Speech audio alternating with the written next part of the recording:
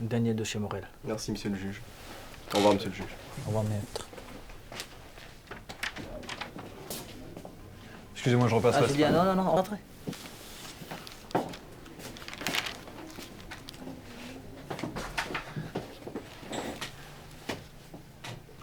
Merci d'être venu aussi vite. De rien. Je vous appelais un peu en urgence. Je suis désolé. Mais j'ai vraiment besoin de vous pour reprendre le dossier. Une affaire simple, mais un peu compliquée. Enfin, vous savez, toutes les affaires sont simples et compliquées. Je vous explique. Monsieur Lamaré a été obligé, un peu précipitamment, de se retirer de l'affaire. Mais rien de grave, j'espère. Ah non, rien de grave. Je vous raconterai. Mais pour l'instant, j'aurais vraiment besoin que vous repreniez ce dossier. Alors, votre sentiment?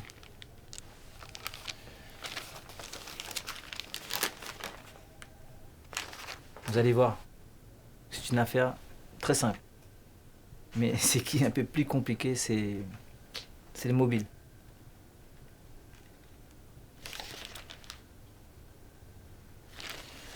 Ok, bah, vous pouvez compter sur moi. Je vous fais confiance. Anne-Sophie vous assistera. Elle arrive là, je l'ai appelée. Anne-Sophie? C'est bien d'avoir le point de vue d'une femme sur cette affaire. Ah ouais. Et puis vous savez qu'Anne-Sophie en haut lieu, elle se démêle pas mal. Ouais. Je vais pas vous faire un dessin, enfin... Vous savez, vous voyez quoi. Ouais, je vois. Ce sera tout, monsieur le juge? Ouais, ce sera tout. Ok. Au revoir, monsieur le juge. Au revoir, Julien. Au revoir.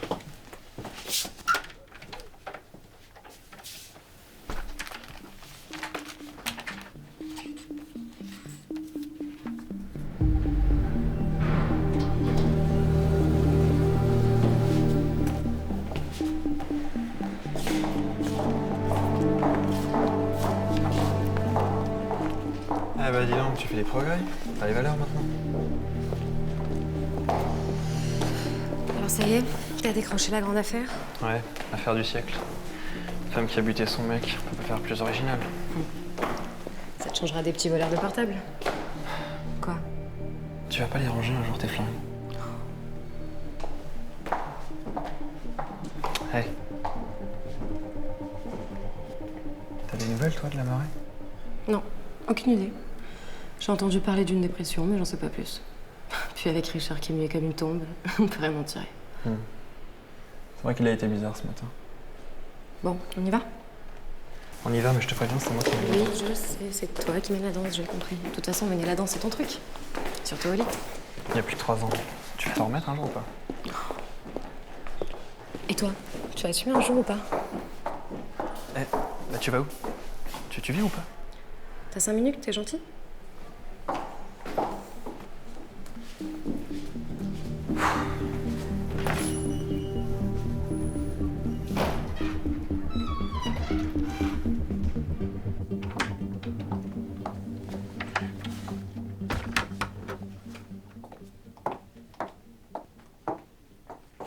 Eh ben dis donc, on a presque failli attendre.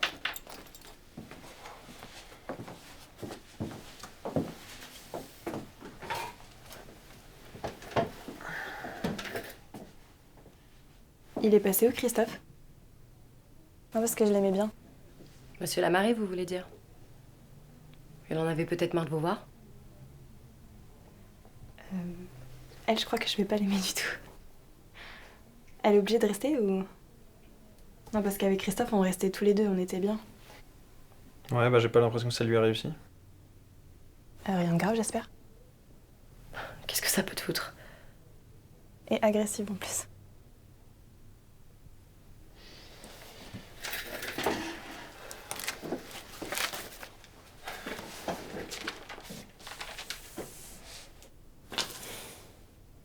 Merci, je sais ce que j'ai fait. Eh ben on progresse.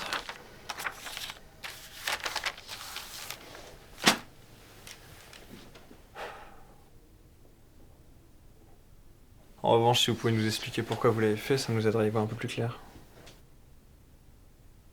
Bah écoutez, rien à lui reprocher. Pardon?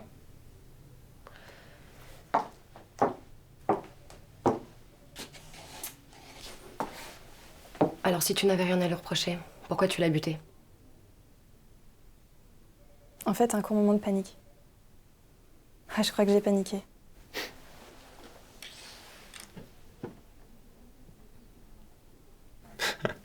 Paniqué. J'appelle pas ça paniquer, moi. J'appelle ça buter un mec froidement. Appelez ça comme vous voulez, de toute façon, le résultat est le même, non? J'ai du mal à comprendre, là. J'ai l'impression que vous allez me dire que dans 5 minutes, c'était votre mari idéal. Bah oui.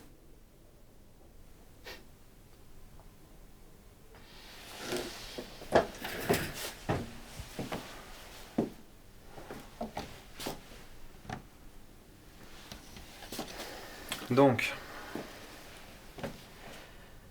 vous avez buté votre mari idéal dans un moment de panique sans aucune raison. C'est ça. Mais est-ce qu'on fracasse le crâne de son mari avec un tisonnier sans raison? Non. Ou alors c'est une tarée. Évidemment que j'ai mes raisons, je suis pas une tarée. Bon. Dans ce cas, raconte-nous. T'as pas d'antécédents? Tout le monde raconte que t'es une fille adorable. Explique-nous comment on peut être une fille adorable en défonçant la gueule de son mec avec un tisonnier. Je comprends pas, là. Vas-y. Je t'écoute. Bah c'est simple. C'est parce que c'est de sa faute à lui. Bah voilà, on y arrive. Il était pas si parfait que ça, alors. Si, il était parfait. Me cherche pas. Ok? Te fous pas de ma gueule. Mais je vous cherche pas. Il était tellement parfait. Tout le monde l'aimait. Tout le monde voulait être avec lui. Et lui, il voulait être avec tout le monde. Il aimait plaire. Il était constamment entouré de gens qui l'admiraient. De femmes qu'il dévorait des yeux. Donc vous pensiez qu'il vous trompait? Non, non, jamais vous pensez. J'ai tout vérifié. Ses mails, son linge sale, son portable. Je faisais ça plusieurs fois par jour. Mais non, jamais.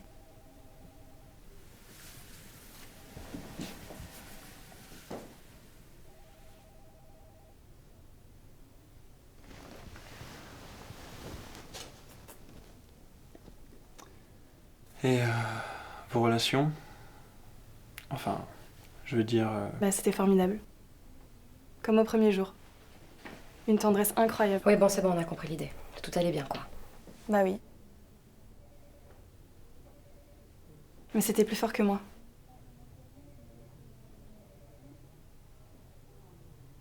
Je me disais toujours que tôt ou tard, il pouvait me quitter.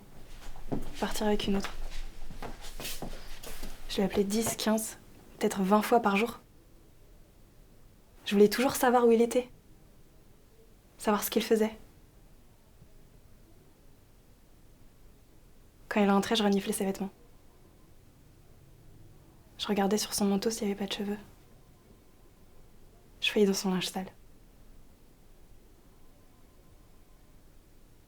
En fait, c'est très dur la vie de couple. Donc vous n'avez pas confiance en lui? Ah si, si, entièrement. Mais on était jeunes, on était beaux. On n'a même pas 30 ans. Je veux dire, on avait toute la vie devant nous. Donc qu'est-ce qui pouvait se passer? Bah, il allait peut-être rencontrer quelqu'un d'autre. Me quitter. Épouser une autre. Lui faire des enfants. Oui, bah c'est un peu la vie. Et tout le monde fait avec, non? Mais j'ai refusé de rester dans le doute. Alors je l'ai tué. En fait, je l'avais pas vraiment prévu, ça arrivait comme ça, sur un coup de tête. Ah, un coup de tête. Un coup de tête. J'ai plutôt envie de dire un coup de tisonnier, non? Mais maintenant, je me sens rassurée. Je sais où il est. J'ai plus besoin de m'inquiéter. T'es complètement givrée, ma pauvre. Tu butes un mec parce que t'as peur de quelque chose qui n'arrivera peut-être jamais, c'est ça? C'est inévitable. Vous savez, je suis une intuitive introvertie. C'est ce que dit Carl Jung. Je ressens les choses très fortement. Mais vous pouvez pas comprendre. Alors que vous qui êtes mariés, vous savez de quoi je parle. Non, je vois pas, non. Et puis, tous les couples sont différents, donc... Ils sont différents et pourtant ils sont pareils. Vous savez, c'est ce doute qui vous assaille quand votre femme rentre tard. Quand elle est au téléphone et qu'elle rit. Quand elle reste éveillée tard pour s'occuper de ses mails.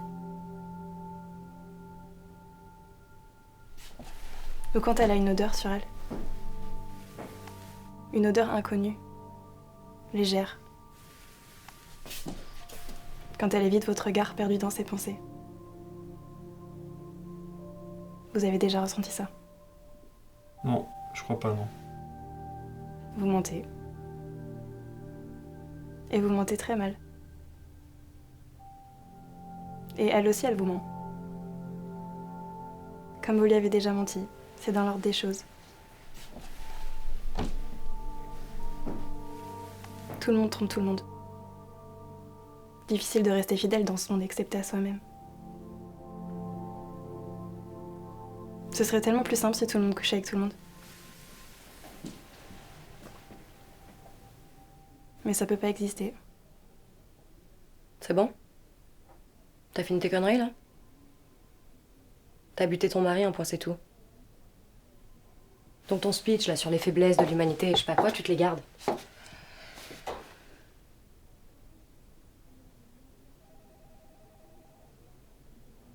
C'est dur d'accepter la vérité, hein. Ta vérité, c'est pas la mienne. Vous savez ce que je vois en ce moment dans votre regard? C'est que c'est dur d'accepter qu'il ait choisi l'autre plutôt que vous. Ça fait mal, non?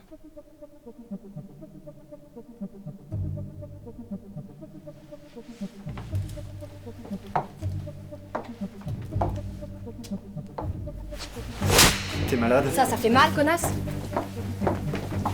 C'est bon.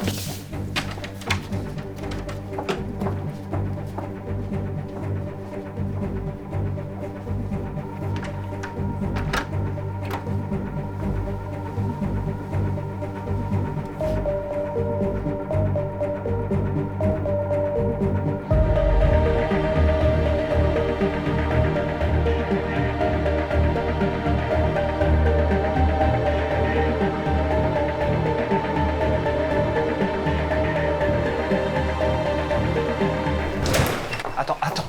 Tu te rends compte de ce que tu viens de faire là? Oui, elle m'a bien cherché, cette conne. Oui, mais cette conne, comme tu dis, si elle porte plainte, je peux dire qu'on n'est pas dans la merde. Non, mais tu l'entends?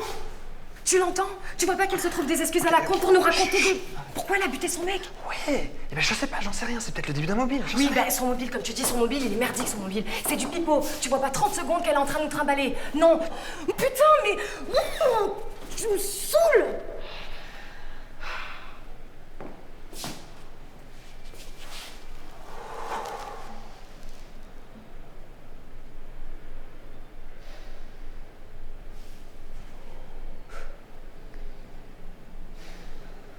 Oui, et puis de toute façon, faut que j'aille prendre l'air parce que sinon je vais lui en foutre une. Non, laisse-moi, c'est bon. Allez.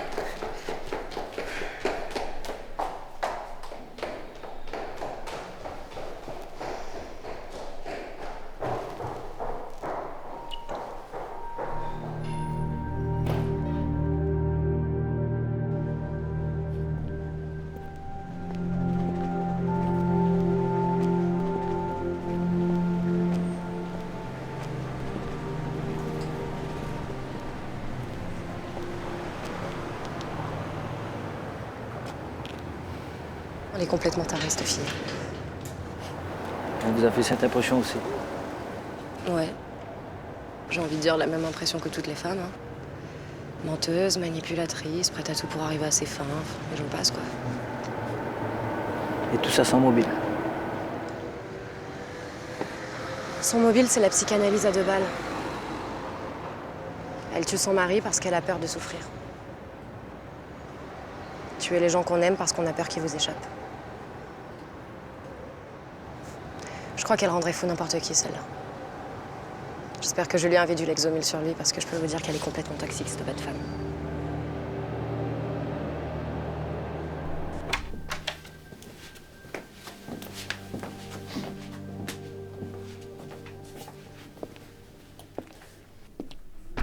Ça y est, la foule dingue est partie.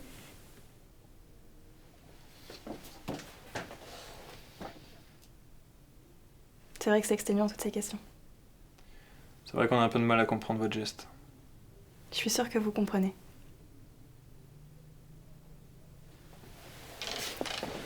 Non, pas vraiment, non. Allons, pas d'innocence. Je vois bien que vous êtes travaillé par ce que je vous raconte. Alors vous jouez votre rôle, vous posez vos questions, mais au fond de vous-même, vous savez que j'ai raison.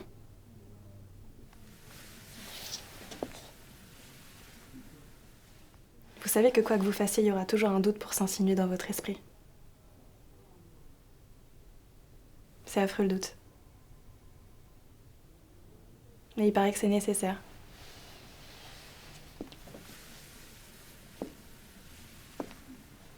Que c'est un processus dynamique relevant d'un travail de dégagement de la rumination mortifère.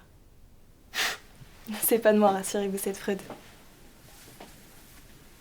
Comme quoi le doute serait au service du narcissisme. J'ai lu toute son œuvre, vous savez. Il a dit beaucoup de sottises, mais alors celle-là, c'est la pire.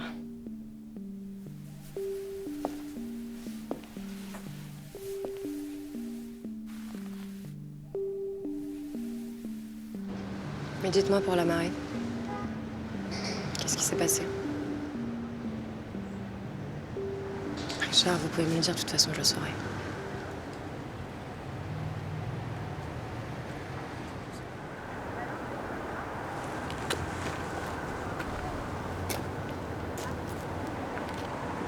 Une sale histoire.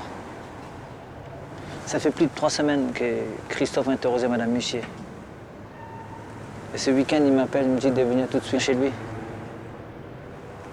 Il avait la terrorisée. Il était là, dans la cuisine,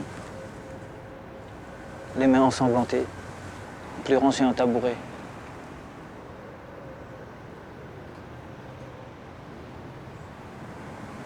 Il venait de tuer sa femme. Pardon? Il venait tuer sa femme? Mais qu'est-ce qu'il vous a raconté? Qu'est-ce qu'il vous a dit? Enfin, Il m'a dit qu'il l'aimait trop fort.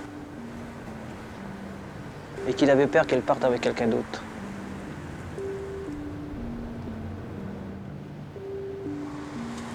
Un moment de panique. Une horreur. Inexplicable.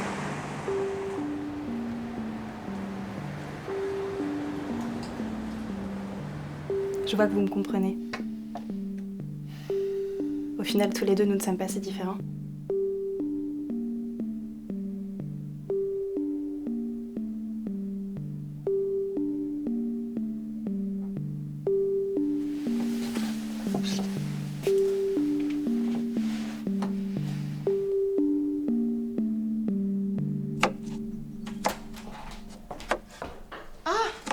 T'es là, mon amour?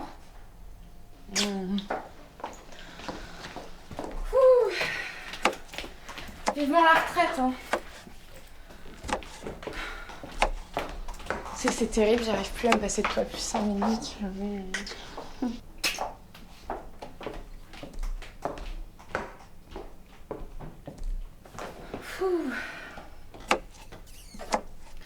Enfin, remarque,